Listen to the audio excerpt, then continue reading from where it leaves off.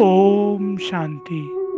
हम सच्चे सच्चे पांडव सेनाओं को बाबा ने कहा कि तुम रूहानी सेना हो।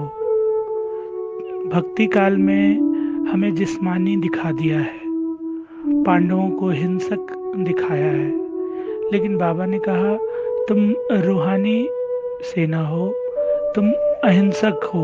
डबल अहिंसक बच्चे, हिंसक व्यक्ति, सृष्टि, जो भी जीव जंतु आदि हैं, सब पर विजय प्राप्त करते हैं। तो तुम्हारी विजय हुई पड़ी है। बाबा कह रहे हैं कि बस निश्चय और नशा रखो। निश्चय और नशा के साथ शिव बाबा पर भरोसा रखो, उसकी याद में रहो, तो तुम्हारी पर्सनालिटी खुद ब खुद निखरती जाएगी। और जब हमारा व्यक्तित्व निखरेगा तो हमें देख लोग खुद ब खुद अपने आप को बदलेंगे। आज बाबा ने कहा है कि अचानक के पेपर में पास होना ही रूहानी पर्सनालिटी की, निश्चय और नशा की, बाप पर भरोसे की सबसे बड़ी निशानी है। बाबा हमें कोई डेट नहीं बताएंगे, कोई तारीख सुनिश्चित नहीं करेंगे। साक्षात्कार का कार्य भी बाबा को ही करना है। त्रिकालदर्शी शिव बाबा ही है, वो हमें उसकी चाबी नहीं देते।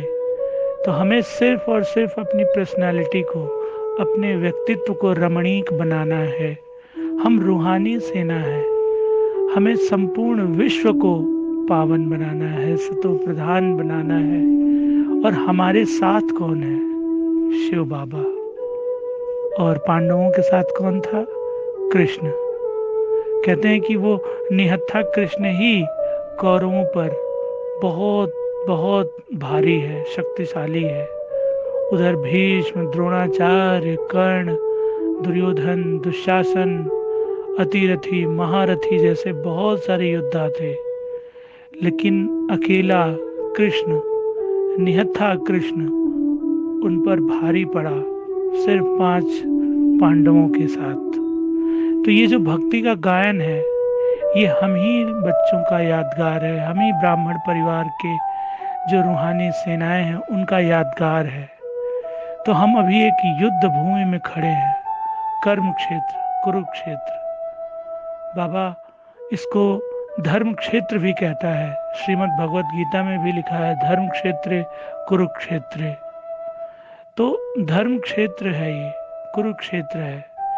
तो यहाँ पर सेनाएं आपस में भिड़ेंगी ही भिड़ेंगी। तो माया जीत, प्रकृति जीत, मन जीत, काम जीत, हमें सब पर विजय प्राप्त करना है।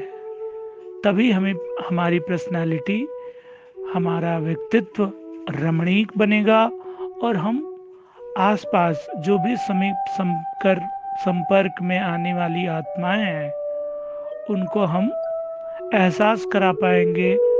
और उनको ये फील होने लगेगा, उनको ये महसूस होने लगेगा कि इन्हें पढ़ाने वाला, इन्हें बताने वाला कौन।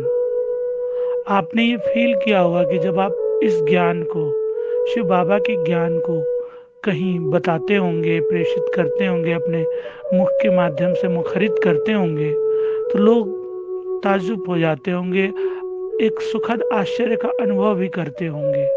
उन्हें लगता होगा कि ये बातें तो हमने कभी नहीं सुनी। तो धीरे धीरे वो समय आ रहा है, हाहाकार जय जयकार होना है, प्रत्यक्षता का नगाड़ा बजना है। इसलिए अपनी रूहानी पर्सनालिटी को बढ़ाते जाइए। एक समय आएगा जब बाप दादा बोलेंगे स्टॉप। तो स्टॉप का मतलब आपको रुकना नहीं है। स्टॉप का मतलब ये कि आप जहाँ हो वहीं रहो। कोरोना ने भी एक डेमो दे दिया है, तो ये अभी रिहर्सल है, रियल नहीं है। तो इस रिहर्सल में कई लोग फेल हो रहे हैं, रियल आएगा तो क्या होगा। तो ये सारी बातें हैं। आज की अव्यक्त मुरली है और छोटी छोटी 2 मुरलियां हैं। डबल अटेंशन के साथ सुनेंगे और निरंतर शिव बाबा की याद में रहने का तीव्र पुरुषार्थ करते रहेंगे। ओम शांति।